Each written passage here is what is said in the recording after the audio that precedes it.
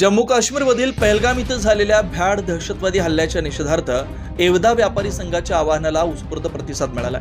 आज सकाळी 11 वाजल्यापासून संध्याकाळपर्यंत एवदा गावातील सर्व दुकाने स्वयंस्फूर्तीने बंद ठेवण्यात आली। या बंदला ग्रामस्थांसह विविध सामाजिक संघटना आणि राजकीय पक्षांनी पूर्ण पाठिंबा दिला। प्रत्येक व्यापाऱ्याने देशभक्तीच्या भावनेतून आपली दुकानं वेळेवर बंद केली। बंद दरम्यान गावात शांतता राखली गेली आणि सर्वांनी एकजूट दाखवत देशावर झालेल्या हल्ल्याचा तीव्र निषेध व्यक्त केला। आजचा बंद केवळ निषेध नव्हता, तर देशावर संकट आल्यास व्यापारी असो की सामान्य नागरिक, आपण सर्वजण एकत्र येऊन सरकारच्या आणि देशाच्या पाठीशी उभे आहोत असा ठाम संदेश देणार होता।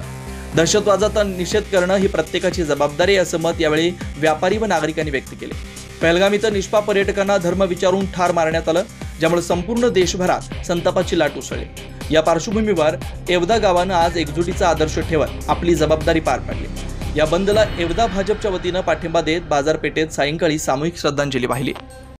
राज्यासह गावखेड्यातील वेगवान घडामोडी पाहण्यासाठी आजच आमच्या जनविकास न्यूज चॅनलला लाईक, सबस्क्राईब करायला विसरू नका।